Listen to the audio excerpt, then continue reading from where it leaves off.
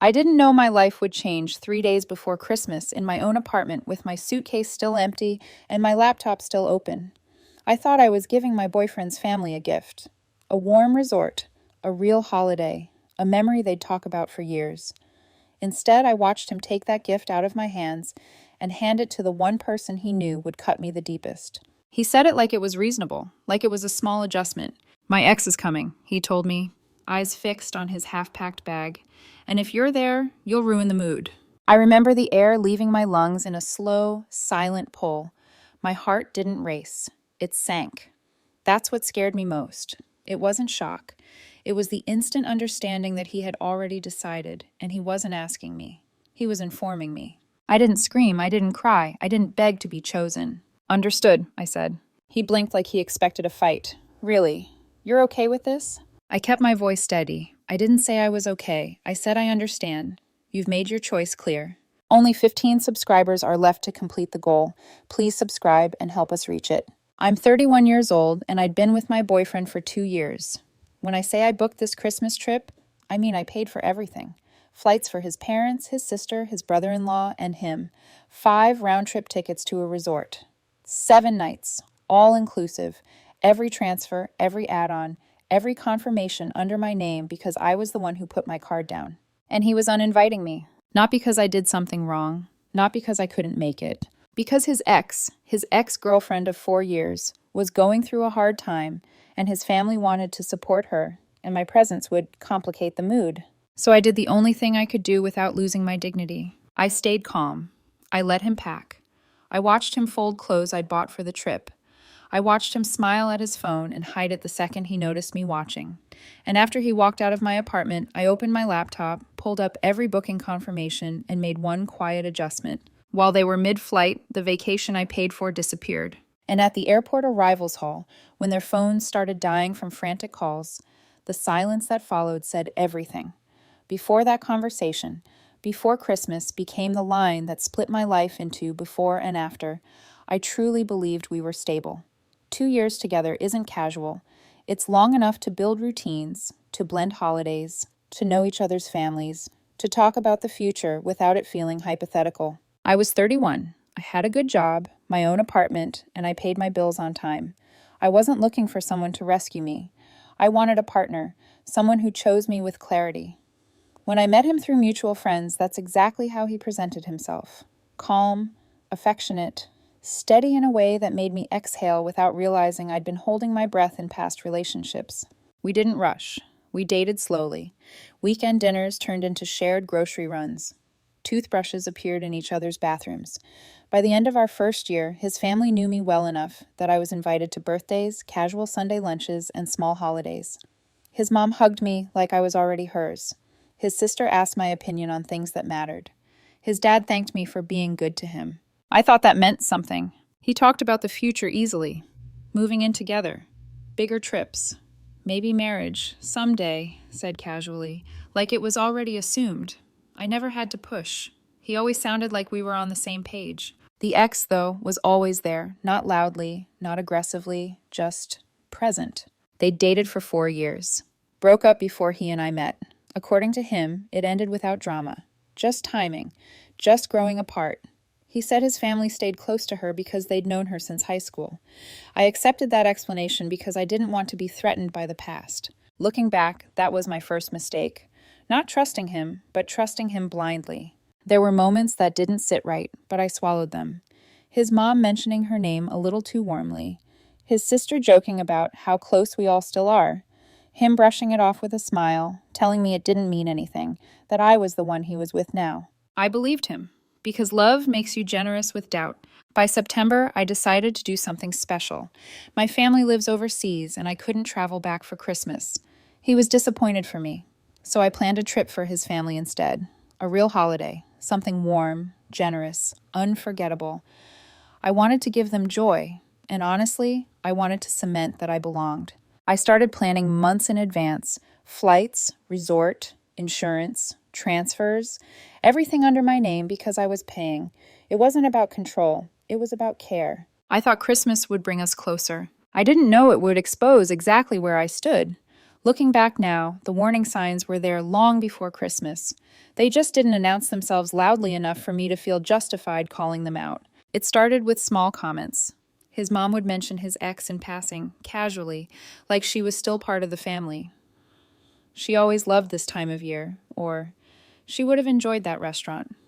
Each time she'd smile at me afterward, as if to soften the blow, and I'd smile back because I didn't want to seem threatened by someone who was supposedly in the past. His sister talked about her like she was still in the present. Not directly, not disrespectfully, but familiarly. Like nothing had really ended. And him, he never shut it down. He didn't encourage it either, but he didn't draw lines. He let those moments pass without correction, without reassurance. When I asked once, gently, whether it bothered him that his family still talked about her so much, he brushed it off. "They've known her forever," he said. "It doesn't mean anything." I wanted to believe that. As Christmas got closer, his behavior shifted in ways I couldn't quite name at the time. He became distracted. His phone was always nearby, not hidden, but never far. He started taking calls in the other room, nothing suspicious on the surface, just enough distance to make me uneasy without giving me proof. I noticed how conversations about the trip slowly stopped including me. I was still booking everything, paying for everything, but when his family talked about plans, they talked around me, activities they wanted to do, places they were excited to visit. They spoke like the trip belonged to them, not like it was something I had created for all of us. I told myself I was being sensitive, that holidays make people strange, that families get excited and forget manners. Then, 3 days before departure, it happened. We were at my apartment. He was packing, folding shirts onto the bed. I was sitting at the kitchen table with my laptop open, confirming final details. I remember feeling calm, tired but proud. Everything was handled. Everything was ready. Then he went quiet. That specific kind of quiet that makes your stomach tighten, the kind where you know something is wrong, but the other person is choosing when to let it out. "I need to talk to you about something," he said, not looking at me. I closed my laptop, and that's when the truth, the one I'd been circling for months without naming, finally stepped into the room. He stood there by the bed, folding a shirt he didn't even need to pack yet, eyes fixed on the fabric like it might save him from having to look at me. "So," he began, voice careful, "my ex reached out last week." I didn't interrupt him. I already knew where this was going, but I needed to hear the words, needed him to say them out loud. "He's been having a really hard time," he continued. "His dad just passed away, and he's not doing well. My family's known him forever, since high school. They still care about him." I waited. "He asked if he could come on the trip," he said. "Just to get away, clear his head." My mom said yes before I really had time to think about it. She still thinks of him like a son. I felt my chest tighten, but my voice stayed steady. "Your ex, the one you dated for 4 years, that ex." "Yeah," he said quickly. "But listen, it's not like that. This isn't romantic. He's grieving. My family just wants to support him." "And you didn't think to talk to me before agreeing?" I asked. "I'm talking to you now." I let out a slow breath. "So he's coming on the Christmas trip I paid for?" "Yes," he said, then rushed to add, "I know how it sounds, but I think it would be better if you didn't come." The words hung in the air, unreal. "Say that again," I said quietly. It would be awkward," he said, "with both of you there, and honestly, you being there might ruin the mood. He needs people he's comfortable with right now." I stared at him. "I booked this entire trip," I said. "I spent over $8,000 so your family could have a nice Christmas. Flights, resort, everything. And you're uninviting me so your ex can come instead." "It's not instead of you," he insisted. "It's just better this way. Less complicated." "Less complicated for who?" I asked. "You'd hate it anyway," he added. "All the family dynamics. It would just be uncomfortable." "My family?" I said, incredulous. "Your family. The one I've spent 2 years getting to know. The one I bought Christmas gifts for. That family." He sighed, frustrated now. "Don't make this harder than it needs to be. I'm trying to be honest with you." That's when something inside me finally snapped into place. Not anger, clarity. I took a breath, let it out slowly. "Understood," I said. He looked up, surprised. "Really? You're okay with this?" "I didn't say I was okay," I replied. "I said I understand. You've made your choice clear." He relaxed immediately, relief washing over his face like he'd just escaped consequences. "It's just one trip," he said lightly. "We can do something for New Year's. Just us." "Sure," I said. He went back to packing. I stayed where I was, watching him fold clothes I had bought him for the trip. Watching him pack the swimsuit I'd surprised him with last week. Watching him check his phone, smile, and quickly turn the screen away when he realized I was looking. "When does he fly out?" I asked. "Tomorrow," he said. "He's meeting us at the airport." "And your family's okay with all this?" "They love him," he said without hesitation. "They never really got over us breaking up. My mom still asks about him sometimes." I swallowed. "Does she ask about me?" He didn't answer. He just zipped up his suitcase and said he needed to head home to finish getting ready. After he walked out of my apartment, I sat there alone for a long time. Then I opened my laptop. Every booking was under my name, every confirmation tied to my card. And that's when I realized something important. If I wasn't invited on this trip, then it wasn't my responsibility anymore. So I made one call to the airline, then one to the resort. Then I sent a few quiet emails, and I went to bed. I didn't sleep much that night, but it wasn't because I was spiraling. It was because my mind was strangely clear. After I closed my laptop, I sat on the edge of my bed and stared at the wall, listening to the quiet hum of the city outside my window. 2 years of memories ran through my head, but not in the way I expected. I wasn't replaying happy moments. I was replaying conversations, tiny moments where I'd adjusted myself, softened my reactions, swallowed discomfort so things could stay easy. I kept hearing his voice in my head. "You'd ruin the mood. Less complicated this way." I asked myself a question I hadn't dared to ask before. If my presence ruins the mood, what role was I actually playing in his life? I didn't cry. That came later. What I felt that night was something colder and steadier. Acceptance. The kind that doesn't argue with reality anymore. The next morning, I woke up at 5:30. The sky was still dark. I made coffee and sat at the kitchen table with my phone in front of me. The group chat his family had created for the trip was lighting up. No one had removed me. Either they hadn't noticed or they hadn't cared enough to think about how awkward that might be. At 4:47 a.m., his sister had texted, "At the airport. So excited. Thank you again for making this happen." At 5:12 a.m., his mom followed with, "Can't wait to feel that warm weather. Best Christmas gift ever." At 5:28 a.m., he wrote, "Boarding soon. Love you guys." Nothing to me, not a text, not a call, not even a courtesy message. I sipped my coffee and watched the timestamps. I knew exactly where they were. I knew which terminal, which gate. I knew because I had booked it. Their flight would be taking off right about now. At 7:15 a.m., my phone started ringing. His sister first. I didn't answer. Then his mom. I let it ring. Then him. Once, twice, 3 times. I stayed seated at the table, hands wrapped around my mug, heart steady. The text started coming in around 7:30. "What did you do? Call me right now. This isn't funny. Where is our reservation?" His sister wrote, "The resort says they don't have anything under our names." His mom followed, "Sweetheart, we're very confused. Please call us." I took a breath and typed one message into the group chat. "Sorry for the confusion. I canceled everything yesterday. It didn't seem right to pay for a trip I wasn't invited to. I hope you all still have a great Christmas." Then I left the chat. The silence afterward lasted about 10 seconds. Then my phone exploded. I put it on Do Not Disturb, grabbed my gym bag, and left my apartment. For the first time since that conversation 3 days earlier, I felt my body relax. I went to the gym like it was any other morning. Headphones in, music loud, weights heavier than usual. I let my body do what my mind didn't want to yet, burn off the shock, the betrayal, the finality of what I'd done. By the time I finished, sweat-soaked and steady, I felt grounded enough to face whatever waited on my phone. It was worse than I expected. 47 missed calls, more than 100 text messages. I went home, showered, made myself lunch, and only then did I start reading. From my boyfriend first. "You're being cruel and petty. My family is stranded at the airport. We had to pool money for a hotel, and it's costing us everything. My mom is crying. How could you do this to people who cared about you? You're a monster." From his sister. "Really mature. You just hurt innocent people to get back at him." From his brother-in-law. "This is messed up. My kids were excited for this trip." Kids? That was the first time I'd heard anything about kids coming. My stomach tightened as I scrolled back through the group chat history. And there it was, buried 3 days earlier. A casual message from his sister mentioning she'd be bringing her 2 children. 7 people, on a trip I had booked and paid for 5. I messaged him privately. How many people were actually going on this trip? "That doesn't matter now," he replied immediately. "You've ruined Christmas for my entire family." How many? I asked again. A long pause. 7, he finally wrote. My sister's kids and my ex, but we were going to figure out the room situation. On the 5-person reservation I paid for, I replied. We would have worked it out.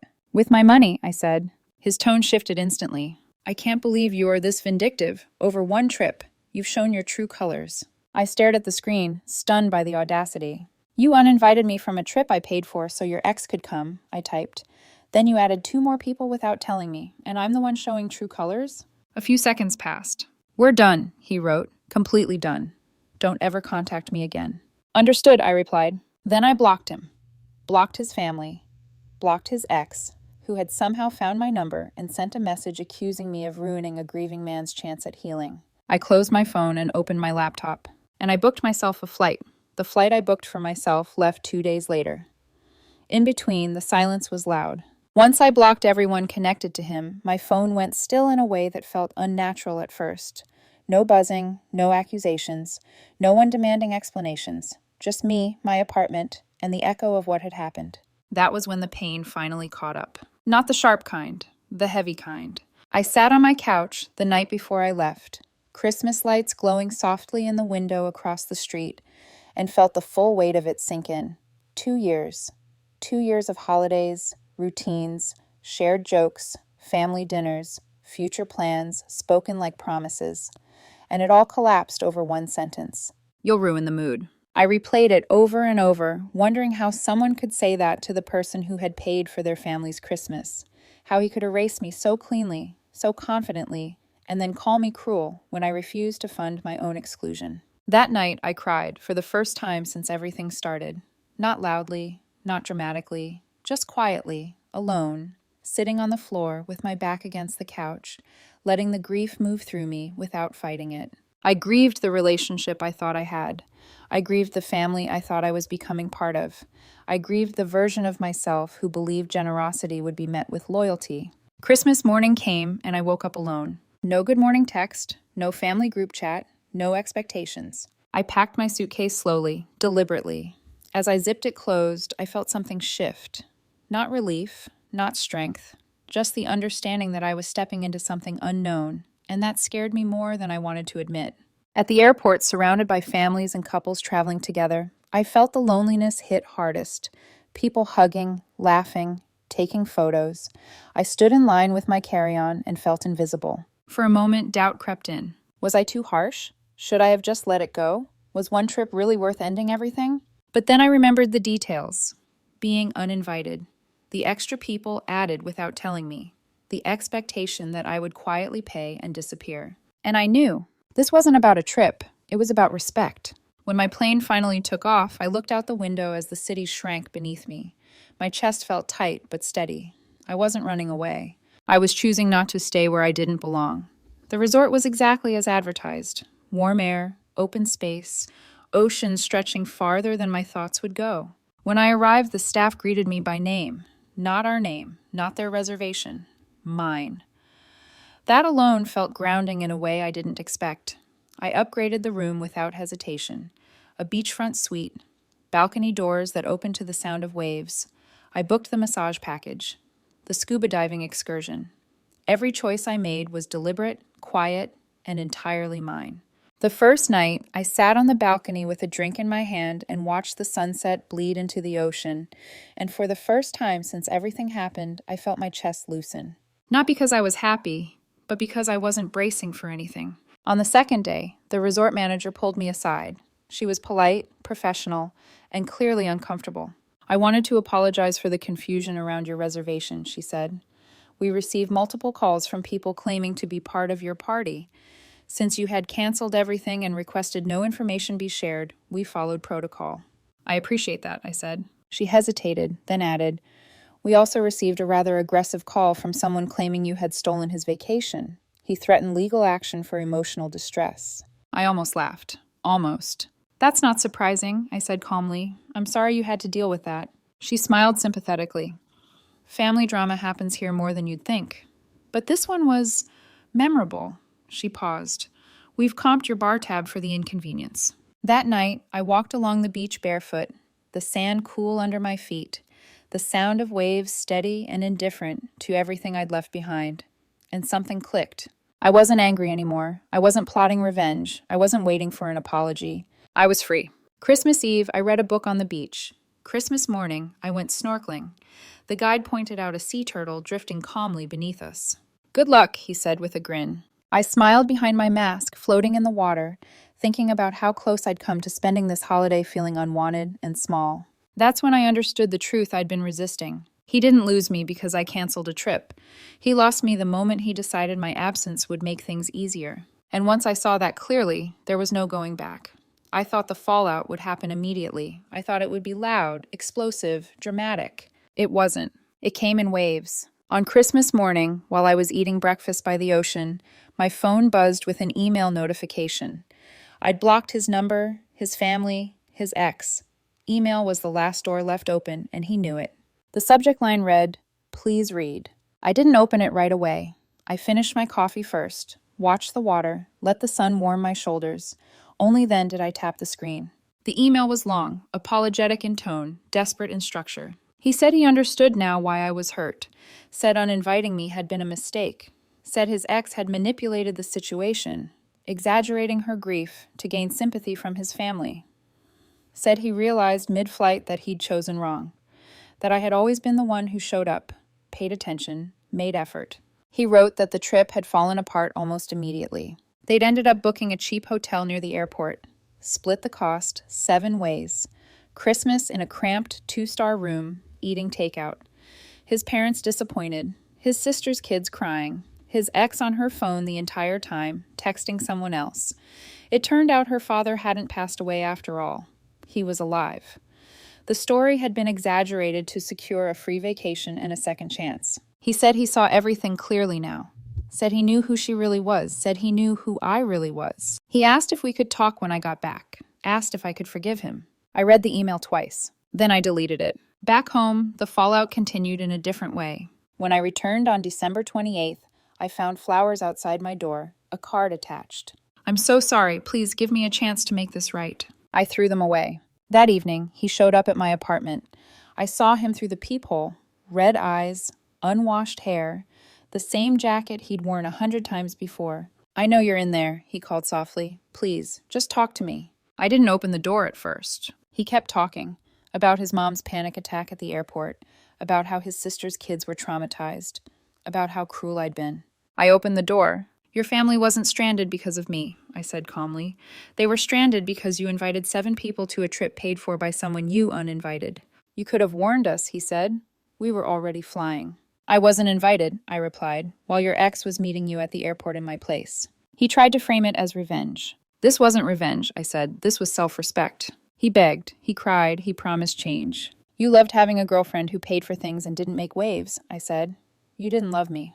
He stood there, waiting for me to soften. I didn't. When he finally left, I closed the door and felt nothing but relief. And that's when I knew the fallout had ended exactly where it needed to. January came quietly. No dramatic endings, no final conversations, just distance settling into permanence. In the weeks after everything happened, mutual friends started reaching out. Most had heard his version first, that I'd cruelly canceled a family vacation out of spite, that I'd left innocent people stranded during Christmas. I didn't argue. I didn't defend myself emotionally. I sent screenshots. The text where he uninvited me. The group chat showing extra people added without my knowledge. The timestamps that made the timeline undeniable. Most people understood immediately.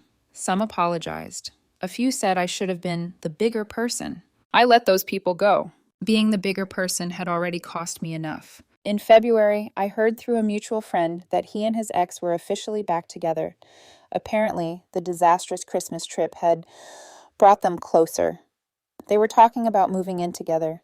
His family was relieved. It felt familiar, comfortable, like things had returned to how they were supposed to be. I felt nothing. No jealousy, no bitterness, just relief that it wasn't my problem anymore. A few months later, his sister reached out to apologize. She said she hadn't known I'd been uninvited, that she thought I'd chosen not to come, that if she'd understood the full situation, she would have spoken up. I believed her. I appreciated the apology. I didn't respond. Some bridges don't need to be burned loudly. They just don't need rebuilding. By spring, my life looked different. Quieter. More intentional. I stopped over-explaining myself. I stopped shrinking to keep relationships smooth. I started asking a simple question whenever something felt off. If I remove what I'm giving, what's left? The answer told me everything. I did start seeing someone new later that year. Slowly, carefully. We split costs without discussion. We talked openly about boundaries, expectations, and what respect actually looks like. There was no X in the background, no family pressure, no sense that I needed to earn my place. When I told her the Christmas story, she laughed softly and said, "Good for you," then added, "I doubt they learned anything, but that's not your responsibility." She was right. My ex tried to reach out again, months later. Another apology, another realization, another claim that he'd finally understood what he'd lost. I didn't reply. I blocked the email. The resort sent me a customer satisfaction survey in September. I gave them 5 stars, mentioned how professionally they'd handled a difficult situation. The manager emailed personally to thank me and included a discount code. I used it to book the same beachfront suite for this coming Christmas. This time, no one can uninvite me. Someone asked me once if I regretted how I handled everything, if I thought I'd been too harsh, too final. I said no. He didn't make a mistake. He made a choice. He planned it. He justified it. He followed through. I just refused to fund my own erasure. I spent $8,000 to learn exactly where I stood. And honestly, worth every penny. The phone going dark at the airport wasn't revenge. It was reality catching up to entitlement. They expected me to sit at home alone while paying for their reunion story.